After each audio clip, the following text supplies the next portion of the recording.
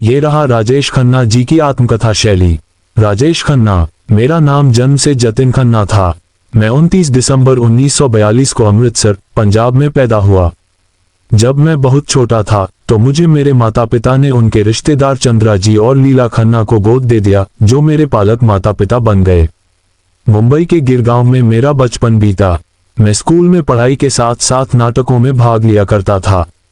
यहीं से मेरे अभिनय के प्रति लगाव की शुरुआत हुई। मैंने गिरगांव के ही सेंट सेवियर स्कूल से प्रारंभिक शिक्षा प्राप्त की और बाद में किशोर नामित कपूर और मैंने थिएटर में भाग लेना शुरू किया। कॉलेज के दिनों में मुझे पैंट मूडर कहा जाता था, क्योंकि मैं हमेशा अच्छी ड्रेसिंग और स्टाइलिश अंदाज में रहता था। यही अंदाज आगे चलकर मेरी पहचान बन गया। 1965 में यूनाइटेड प्रोड्यूसर्स और फिल्मफेयर टैलेंट कॉन्टेस्ट ने मेरी जिंदगी बदल दी।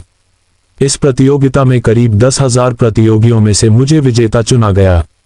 उस समय मैं जतिन खन्ना के नाम से जाना जाता था, लेकिन फिल्म निर्माता ने सुझाव दिया कि मुझे एक नया नाम अपनाना चाहिए और तब मैं बना राजेश खन्ना। मुझे पहली फिल्म मिली आखिरी खत 1966, जो चेतन आनंद द्वारा निर्देशित थी। ये फिल्म भले ही व्यावसायिक रूप से बड़ी हिट न रही हो, लेकिन इसने मुझे इंडस्ट्री में पहचान दिलाई। मुझे असली पहचान मिली 1969 में आई फिल्म आराधना से। शर्मिला टैगोर के साथ मेरी जोड़ी और किशोर कुमार की आवाज ने जादू सा चला दिया। उस फिल्म के बाद मैंने कभी पीछे मुड़कर नहीं देखा। सिर्फ 3 वर्षों 1969-1971 में मेरी 15 से ज्यादा फिल्में सुपरहिट रहीं। कटी पतंग, सफर, अनुराग, दुश्मन, हाथी मेरे साथी, अमर प्रेम, बावर्ची, आनंद और नमक हराम जैसी फिल्मों ने मुझे वो मुकाम दिलाया जहां हर कोई मुझसे जुड़ाव महसूस करता था। लोग मुझे प्यार से काका बुलाने लगे। मैं भारत का पहला सुपरस्टार कहलाया। मेरी गाड़ियों पर लड़कियां लिपस्टिक से अपने खत लिखती थीं। मेरी हर फिल्म का गाना हिट होता था। किशोर दा और R.D. बर्मन की तिकड़ी मेरे साथ मिलकर जादू करती थी। आनंद 1971 मेरे जीवन की सबसे खास फिल्मों में से एक है। ऋषिकेश मुखर्जी की इस फिल्म में मैंने आनंद सहगल का किरदार निभाया, एक ऐसा इंसान जो मौत की कगार पर होते हुए भी जिंदगी से प्यार करता है। इस फिल्म में मेरा संवाद बाबू मोशाय, जिंदगी बड़ी होनी चाहिए, लंबी नहीं, आज भी लोगों की जुबान पर है। 1973 में मैंने डिम्पल कपाड़िया से विवाह किया। डिम्पल मुझसे 15 साल छोटी थी और हमारी शादी ने मीडिया में खूब सुर्खियां बटोरी।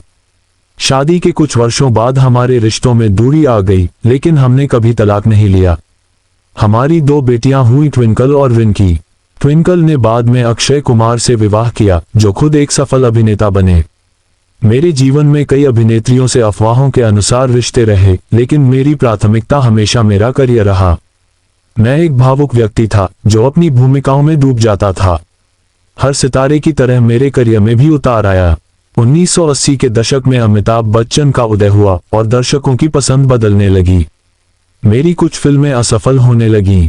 मैंने कुछ समय तक खुद को फिल्म इंडस्ट्री से दूर किया और राजनीति की ओर रुख किया।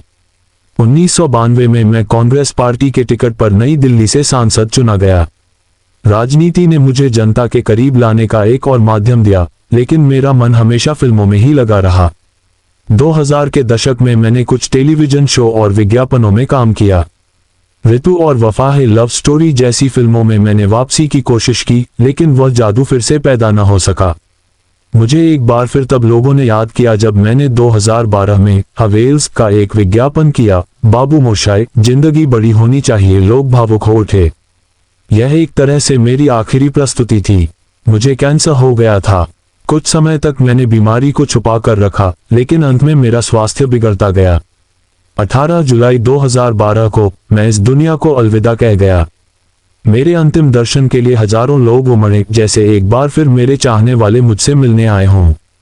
मुंबई की सड़कों पर मेरे अंतिम यात्रा में जो जनसैलाब था, वह मेरे जीवन के प्यार की गवाही थी। मैं चला गया, लेकिन मेरा काम, मेरी फिल्में, मेरे गाने, मेरे संवाद सब यही हैं। मैं जानता हूं कि जब तक भारतीय सिनेमा रहेगा, तब तक काका को याद किया जाएगा। मैंने जो प्यार पाया वह अनमोल है। मैं सिर्फ एक अभिनेता नहीं था, मैं एक एहसास बन गया था, और वह एहसास आज भी लोगों के दिलों में जिंदा है।